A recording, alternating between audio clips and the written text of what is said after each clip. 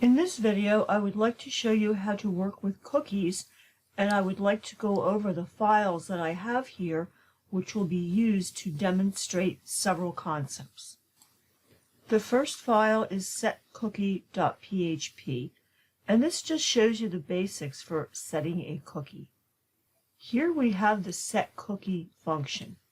The only parameter we really need is a name for the cookie. So the first parameter would be the cookie name, and I am calling it user_name. Now I am hard coding in a value to teach you how to do this.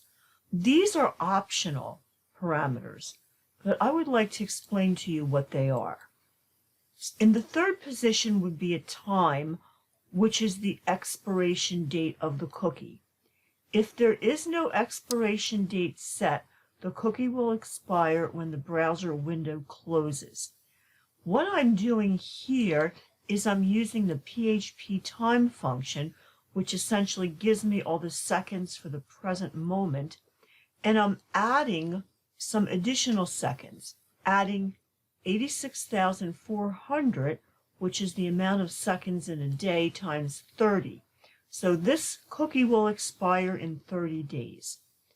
This backslash designates the root. If you don't specify it, you will get the root anyway. However, you can specify that the cookie is valid for only certain folders in your website.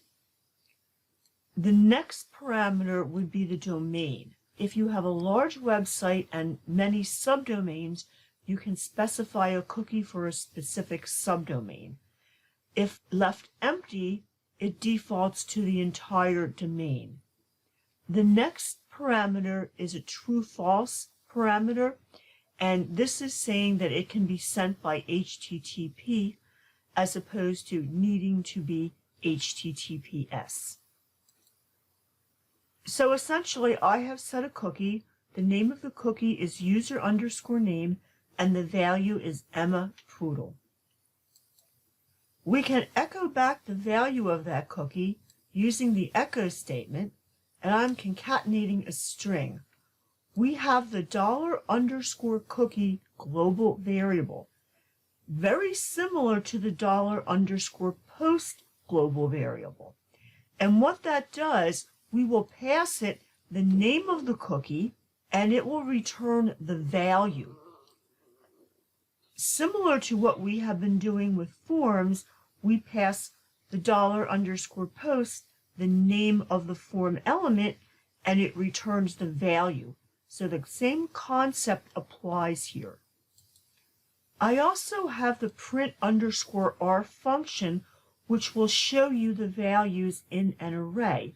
The $_cookie global variable is an array. It contains multiple key value pairs in the same manner in which $_post contains all of the key value pairs of that form. So here is the result of my echo statement. I see the cookie value is Emma Poodle, and I see the result of my print_r array function.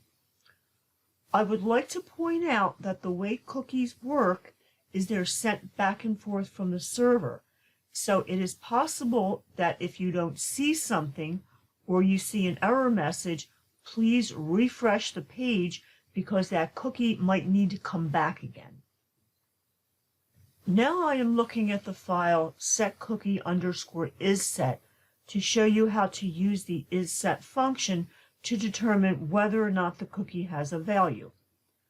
Here I have set two cookies, and I have just set the name of the cookie and the value. So I have user_name2 set to the value of Mickey Mouse, and I have another cookie, which is age. Notice I did not set a value. These cookies have no other parameters. Now I am going to use the isSet function to determine whether or not a value has been set. So first I will check for the username. if not is set, and here is my $_cookie with the parameter user_name2. If it's not set, I will give the message that it's not set, else I will give the message that it is set, and I will give the value. I am doing the same thing for $_cookie age, and I also have my echo print_r cookie. As I said to you earlier, you may need to refresh the page. So I have just clicked on this file. It's telling me the cookie named user_name2 is not set. However, if I refresh the page, now we see that it is set and the value is Mickey Mouse. We know the cookie named age is not set because we didn't set a value. Notice what we have in our print_r function values here. We have our array, username 2, Mickey Mouse, username Emma Poodle. Again, this is the $_cookie array. All of these cookies belong to the same domain, or in this case, here in the same folder that I'm using. So a cookie from one page will show up in the cookie array along with a cookie from a different page. I would also like to point out this double arrow operator. You may also hear it referred to as an associative array separator. It is used as an access mechanism for arrays. What it is saying that the value on the right is assigned to the value on the left. Now we are looking at the setcookie2.php file. And again, all I'm doing is setting a cookie. The name of the cookie is login. The value is 123456. And we do have an expiration date set 30 days into the future.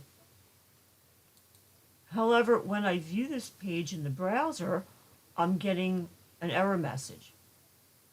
So if I refresh the page, I see that the cookie has now been processed, and we see the cookie value is 123456, and now we see that name and value pair being added to our array. We now have 3 cookies in our array.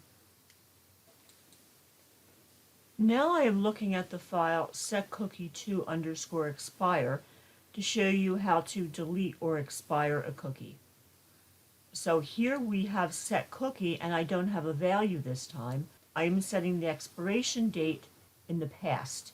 That is a minus 30 days in the past.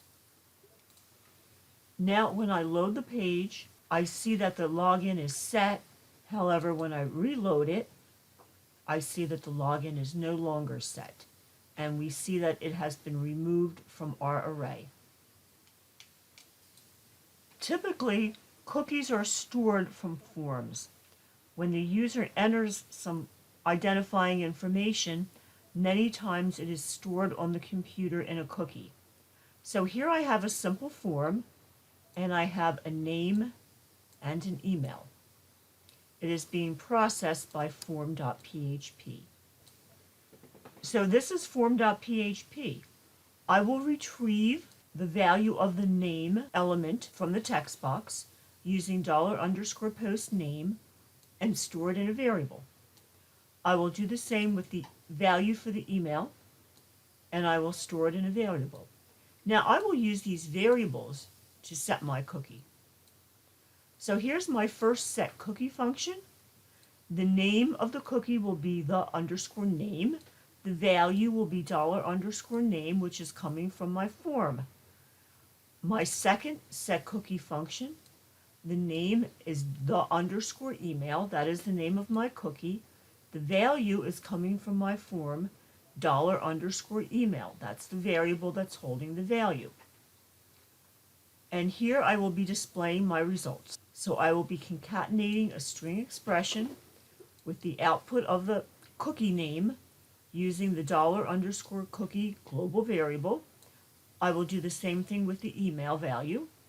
And again, I have my print_r statement in every file to show the values that have been added to my $_cookie array. So now I will fill in some values in my form, and I will click submit. Notice I'm getting these error messages. I will reload the page. Now it's working. The cookie value of the underscore name, which is the name of the cookie, is Teresa. The cookie value of the underscore email, which is the name of the cookie, is the email address that I typed in. Now I have added those two values to my array. I have username 2, first cookie, the name, second cookie, the email, third cookie, username, fourth cookie.